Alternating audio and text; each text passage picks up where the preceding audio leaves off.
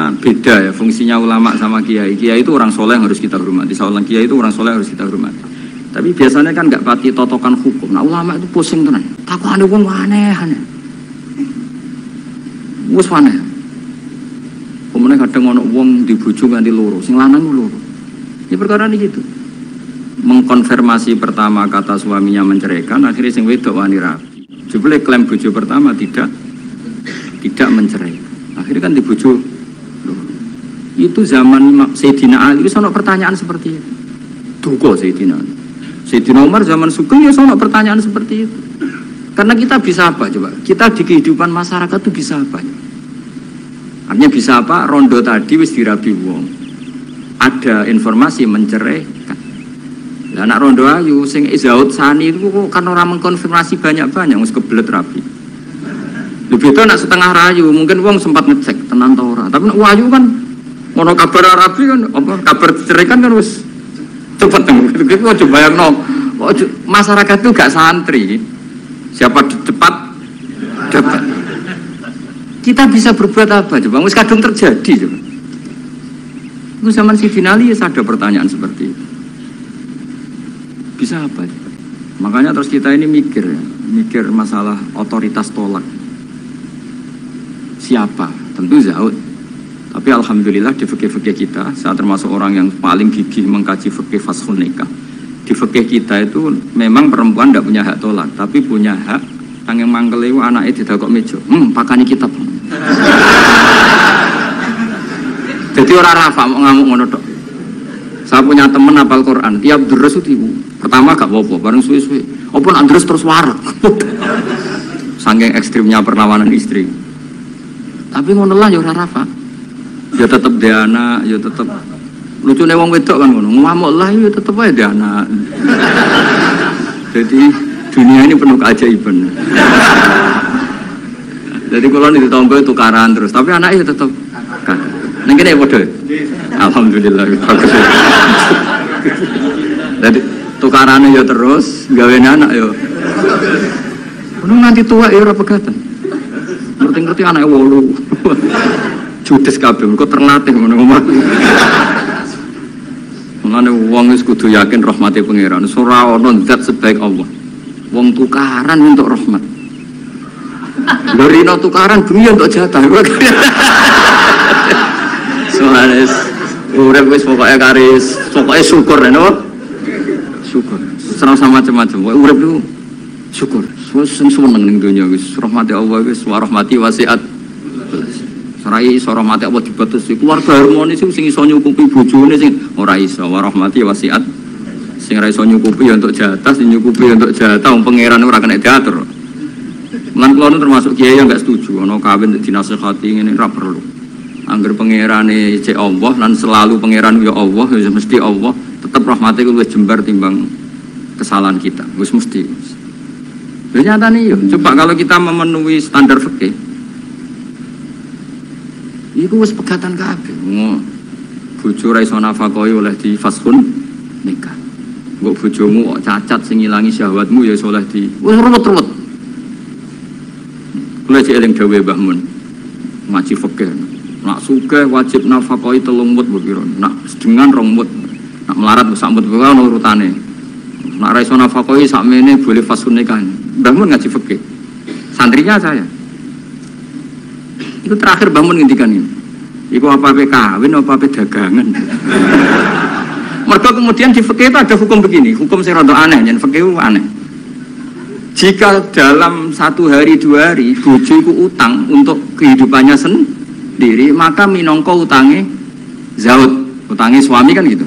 1 bulan bojomu utang tonggo ning toko untuk nafkah dirinya dan anaknya. Minangka utange zaud ta zauja? Zaud. Untungnya wong Indonesia ora ono di pikiran ngono. Jadi misalnya sing wedok diutang kok dekne di rezeki ya disaur dhewe. Kemudian nek sing lanang wis ketok ustaz, malah sewenang ngepol, ndek guru mubak, ndek bojo mubalik wis sewenang. Kemudian nek bojone khotib wis sewenang, wis kan apa kowe. Kemudian hafid wis sewenang. Hafid, khotib, mubalik, ustaz itu perangkat-perangkat untuk terbebas dari apa kewajiban nafkahi. Yo kan. Lha kita kok ustaz tadi ning arep ya. Jadi barokah status ustaz itu Mertua ya seneng. Gak kodak nafaqoilah ya seneng. Pemenang iso nyuwuk sithik-sithik, oh seneng wis. Alhamdulillah yang ngimami tahlil seneng. Wis iku anggap ae wa rahmati wasi'at kelas. Rahmati Allah iku nyukupi kabeh apa wae. Cek sing sapa wae. Ya cara bangun fikih ora setuju. Jadi apa mau, apa dagang. Jadi oleh bojomu nyatet dalam seminggu ini punya utang 300.000. Terus ustaz teko khutbah, utangem. Sing wedok malah kerja dhewe, sing kiai ini dimotivasi. Pak, kok kiai untuk sing kerja aku, Pak. Wah, alhamdulillah. Alhamdulillah. Santrine ora ketemu kancane alhamdulillah barokah bojoku sing kerja aku mulang tok alhamdulillah. Iya melanggar hukumnya pengiran alhamdulillah. Ya aturane kan ar-rijalu qawwamuna 'alan nisa. Tapi piye ku sing mlaku? Mbok dhisik wali songo le ndonga mbok iso fikih Indonesia rubah kabeh. Sangka tajibu ala zauji nafaqatu zaujati. Fikih Indonesia gak wali zaujati nafaqatu zaujiha. Jadi fikih rubah. Berhak bagi zaujah menafakoi zaujiha. Jadi kan fikih kan tajibu ala rajuli atau ala zauji nafaqatu zaujati. Tapi ini Indonesia gak. Pokoknya di sing ono dinggo. Mustatir ade apa-apa wis akhire. Ya mulane dhewe Mbah Mun, apa mau omah apa dagang. Perkarane tadi nak istri itu utang, cara hukum minangka utange. Ya nak utang alpat tak tuntas. Maksudnya utang sing harian, utangnya Alphard Fortuner ya gak kuat ya. Pemene kartu kredit wis. Cerita ya jadi Allah niku mun nyindir kula jenengan. Dadi ayat sing paling panjang ning Quran niku ayat 10. Mergo anggere wong diutang mesti ruwet urusan. Kowe tau ngapal Quran pusing-pusing ayat 10. Sak lembar ya. Sak halaman ya. Sak ra ya bener kira. Ya ayyuhalladzina amanu idza tadayantum bidainin ila ajalin musamman faktubu wal yaktub bainakum katibun bil adl terus wala ya'fakatibun ay yaktuba kama allamahu fal yaktub wal yumlil ladzi alil haqq wal yattaqillaha rabbahu wala yaqas minu syai'an terus fa in kana ladzi alil haqqu safihan aw dhaifan aw la yastati yumillahu fal yumlil wa yumlil. Iku pangeran oleh nyindir cek apike. Nak wong sing ngutangi iku rondok goblok utawa pinter. Jadi mulai dhisik iku kadang wong goblok ku sugih. Mulane bingung no donya. Yang kadang profesor doktor itu kerja ning pabrik. Sing duwe pabrik ora tau sekolah. Kadang ustad iso maca muin, mulang ning yayasan. Lho pendiri yayasan iki ora iso ngaji. Akeh taron. Mergo wong takok Gus, iku fenomena apa? Ya fenomena warahmati wasiat. Akhirnya wong bodoh iso mimpin wong pinter. Yang sama comukin mulang ning yayasan, mau anak buah, ketuaan ora tau ngaji, mimpin ning wis ngarep direktur, sing iso maca muin, Ustaz, ayo maju ke depan. Aduh, paten uang tenan, amit tenan. Peneliti ngono, doktor, profesor, ning pabrik, coba carikan obat yang bisa gini-gini. Carikan yang harganya murah tapi barangnya ada di Indonesia. Sing ngene iku ora tau sekolah sing ngarep. Profesor siap. Ini siap tok digaji. Wis pengiran wis donya wis diskusi iman sebab pengiran wis kabeh kersane pengiran ikhlasno wae. Wis ngono kersane pengiran wis ora usah. Mane sampe wong alim dhisik ono duwe siir. Siire ku rodok kacau. Tapi kok apal siire. Mergo mangkel. Aku mek siire ku mangkel. Ya mangkel kan, karena si Eri ku bully manusia, tapi ya gitu kan. Hadal ladzi khayyaral anama qatibatan hadal ladzi khayyaral anama qatibatan wa sayyaral alimaz zindiqa. Ngene awal iki. Kam akilin ayat madzhabu. Ada yang ditulis kam alimin, tapi kita baca yang kam akilin ayat madzhabu. Kam jahilin talqahumar suko. Hadal ladzi khayyaral anama qatibatan wa sayyaral alimaz nikhri rozintiko. Mulane aku mbek syair iki ra setuju sing bait separo terakhir. Rodok kacau.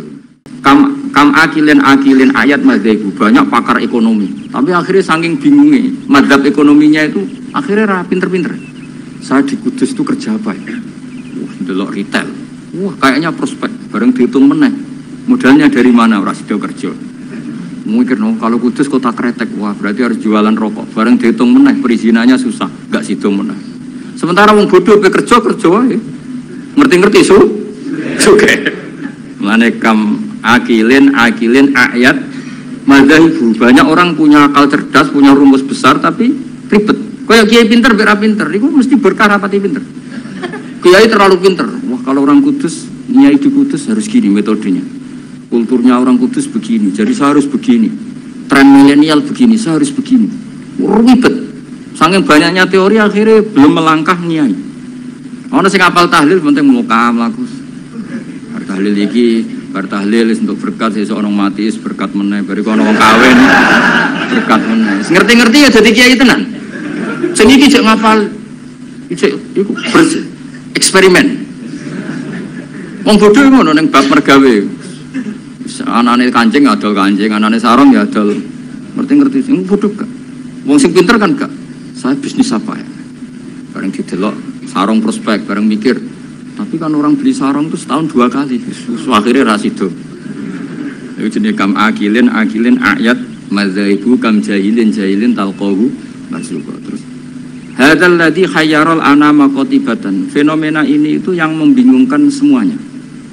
Jajal sampean profesor doktor tata negara.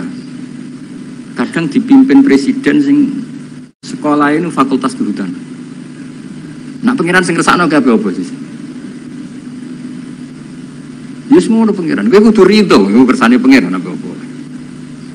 Jadi nak takut hukum tata negara ya takut. Gimana Pak ini menurut hukum tata negara? Ya jawab penguti kongkon atasannya.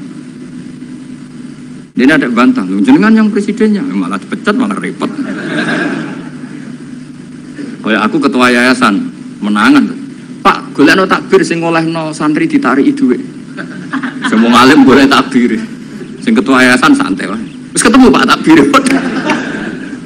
Nasib suku pangeran itu gak iso dilawan.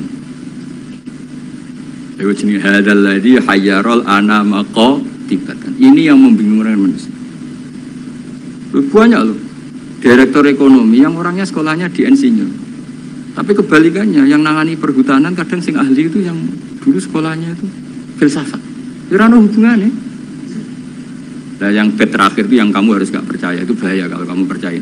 Wasayyarol aliman nikhriro zindiko. Fenomena itu menjadikan banyak orang pinter yang menjadi kafir zindik. Itu yang saya kurang setuju karena masa segitunya itu kan selama ini kita tahu begitu yang mengguyu-guyu tok. Takdir misalnya. Ya misalnya wong alim somoco muin dipimpin ketua yayasan sing ra iso ngaji. Kowe dadi kafir zindik apa mau menamuni takdir? Nasib ya. Artinya bed yang terakhir itu kita enggak ikut itulah. Masa sampai segitunya apa? Wasayyarol aliman nikhriro zinti. Fenomena itu menjadikan wong sing alim tahqiq jadi kafir apa? Selama ini kan enggak sampai segitu. Enggak sampai loh. Mau geremang-geremang menapa? Nasib. Gelar apa Kang dokter? Kerja apa ning pabrik iku? Pangkat apa? Biasa anak buah. Lah ketuane apa? Ratu sekolah. Itu kira-kira jadi kafir zintik apa mau muni wiridan nasib? Nasib. Alhamdulillah. Wes ra usah nganti. Lho nggih mau seperti itu. Kalau nek kecelok wong alim, kadang ibu tuh ini. Saya itu pernah haji plus. Ya model bodoh. Ora bodoh menyek wong. Bodoh. Wajib di kursus sampai mutawif sing potongane iku maca takrib ora iso. Yo dituran detail batin sembrono. Dosa gede tenan iki kok. Kene maca kitab sak foto-foto diterangno. Matane wong.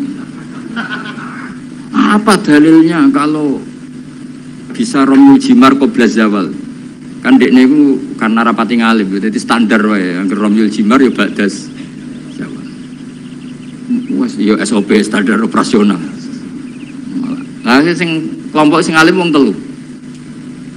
Akhirnya cocokan mbek kula. Sing waras ngalas mbarno sak uni-unine. Sing jelas malaikat do tersinggung, wong alim sing diomongi ngono panjang.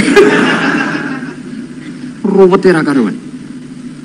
Dijak nafar awal mau tenang. Padahal negara ininya kita nafar awal karena shiftnya kloter itu harus sudah cabut dari Mina. Dia nggak mau. Yes. Yes. Melok bodoh kira. Gusti hari-hari ini kalau ikhlasnya jadi wong bodoh timbang geger. Timbang apa? Kita ini kan sinau kitab nganti sak boto-boto sampai roh carane balang jumroh itu sapike watu saka Musdalifah. Kita ini sebagai wong alim kan tahu-tahu tanya, apakah semua batu sah apa enggak? Terus sampean asal batu apa syaratnya harus dari Musdalifah. Lalu kalau batu bekas yang dipakai kemudian bekasnya boleh enggak dipakai? Nah, aku yang mau mikir, padahal kita orang alim malah dikongkon mimpin malah repot. Wis bayar kon mimpin, wis momong. Nah, akhirnya bodoh. Tapi jenenge wong alim aja tersiksa. Tersiksa loh kan, jadi wong alim terus dijak bodoh, tersiksa. Ya beritanya mah petir. Tapi wong alim tetap harus ada, karena orang alim ini yang punya sekian perangkat, punya sekian perangkat. Lalu ada kitab karangan Sayyid Muhammad tentang Malik bin Anas. Imam Malik itu wong alim lugu. Ono wong kepengen ngetokno Imam Malik ku kalah di depan umum. Akhirnya disewakno jenenge Muhammad bin Hasan As-Syaibani utawa Abi Yusuf, itu ahli usul fikih wong Abu Hanifah. Didikane Abu Hanifah. Sama tak ceritani cerita-cerita wong alim. Imam Malik itu wong lugu. Wong lugu itu pokoknya nak ora penting gak kersa ngendikan. Mane Imam Malik ku keramat mergo lugu. Mane sampean lugu ora tak anggap bodoh, tak anggape niru Imam Malik. Abu Hanifah ku didik murid itu luar biasa. Nak ana cah cerdas dibiayai. Pondokno. Kowe oleh boyong nak wis iso ngalahno. Dadi Abu Hanifah ku ora ana ulama ikhlas kok Abu Hanifah. Dekne ku bangga nek dikalahno murid. Begini debat. Nak murid terus ngalah norong diboyong. Nak wis iso ngalah dene diboyong semua nang. Ora ana wong ikhlas kok Abu Hanifah. Dekne wong paling ikhlas ning bab iki. Dilawan murid itu seneng. Mulane gerdene betina debat. Ya tahu debat dengan Imam Malik. Imam Malik juga kuat tidak debat dengan Hanifah. Kuat cara berpikir Hanifah itu kuat. Itu orang kacau ya, sama tak kayak contoh. Misalnya kita tingkat, rumahnya. Kue ceblok kan wong wakeh. Mesti nak onong ceblok itu kan kena salah satu. Ini misalnya ada orang jatuh dari atas, mesti kena salah satu enggak? Kena. Nak sing ceblok gendut, berbobot gitu, gendut gini. Gitu. Satu seloro ya. Gak Hamdan ini seloro, Hamdani seloro. Hamdani jeblok di tengah-tengah kang. Pertanyaannya, Hamdani itu wajib lengser ke pinggirnya apa harus tetap di situ? Cara sampean enggak jawab aja, latihan ngalim ya. Harus pindah ya tetap kena orang lain atau tetap di situ. Kalau tetap di situ karena beban berat tubuh, beban berat dosa barang yang mari abot itu. Iku kan, saya ingin nih, orang nahan berat 2 menit sama 5 menit efek di kesehatannya parah mana? Parah 5 menit. Oke, orang tahu jadi ngalim, karena diwarahi-rara. Itu ada di usul fikih, di lubul usul pertanyaannya. Ketika orang kena beban kamu 2 menit, kalau kamu tidak pindah kan menjadi 5 menit. Sebaiknya pindah apa enggak? Ya, mau cari orang lah ya. Serempet, sama amatir. Pindah kan? Kalau pindah pertanyaannya, ketika kamu ceblok, itu kan tidak ikhtiar kamu, sehingga kamu tidak kena dosa. Wong ngerti-ngerti ceblok. Tapi kalau ke pindah itu ikhtiar kamu. Sesuatu yang anugerah ceblok orang ikhtiar itu kan relatif dimaklumi Allah, wong orang ikhtiar. Daripada ke ikhtiar itu nginjek arif atau ngelihat apa itu? Artinya gini, nak sing mbok pindahi iku gak ikhlas. Kowe yo kena keteratapan dosa, wong iku wis ikhtiar. Nah sing pertama kan gremeng-gremeng wong takdir. Ayo, milah pindah lho. Nah pertanyaannya seperti itu. Milah boten pindah. Lha ku debat Abu Hanifah bin Imam Malik. Sesuai ngamuk Imam Malik. Agama ora ngara repot ngono. Ngono kok mbok bakas. Lha saking penting Abu Hanifah iku kaya aku ini lho. Kaya aku mek sampean. Aku ya rodok Hanafi, rodok tapi ora. Dibang rodok Sarap atau rodok Hanafi. Kaya aku mulang kiai. Hamdani kan kiai, Kang Ali kan kiai. Apik mulang to ora? Cara aku apik ora pertama. Mergo perkarane wong kiai kok diulang kan terus kayak manuk ketulup kan gak ngergani. Kiai salim keceluk kiai akeh sing nyucup terus mantuk-mantuk ning ngarep kuwi kan camah. Camah harga diri to, mosok wis dihormati wong jebule ning ngarepe Gus Bak terus kaya manuk ketulup kan wis akeh. Nah, dipik mulang kiai mergo meruntuhkan harga diri, ya harkat dan martabat. Nek cara bahasa DPR marwah. Tapi nak diulang kiai latihan ini, kalau bener bakas kiai latihan ini. Bayangin ini kan latihan gak bener. Iku yo goblok tenan wong pancen. Ki milih ndi? Milih mulang to ora? Nak mulang dadekno kiai kaya manuk ketulem. Kiai-kiai ngene iki lho ora kiai liya ora bakas kiai liya. Tapi nak ora diulang, ya bodoh tenan. Ki milih ndi? Nah fikih itu selalu begitu. Mulane misalnya gini, contoh paling gampang. Salat itu sing apik saf awal. Oke, kita sepakat. Tapi misalnya sak Mbah Mun, sak Mbah Sahal, sak Mbah Turehan, sak Mbah Arwani saf awal. Sing khutbah pas murite. Iku ora kesemper wis apik. Mung kula nate dikonco jenenge Kang Kusnan niku khutbah. Konco kula. Lalah Mbah Mun derek salat teng mriku. Dalah saf awal. Bar loro yakin. Mung khotib ku ana munggahe bareng. Mosok khotib amit bareng. Ayo pusing. Bareng-bareng mudine rodok dulur bar loro 3 dina akhire sowan Mbah Mun. Ampun balik malih, Kak. Nak Jumatan namun mriku. Mudine rodok dulur. Semenjak peristiwa iku niku kanca kula. Kula mboten nate Jumatan kok ngarep. Terutama teng daerah sing wong ngerti nek kula wong alim. Tapi kan gak mungkin gawe hukum ini. Kesunatan soft awal, kecuali wong alim, kesunatan buri.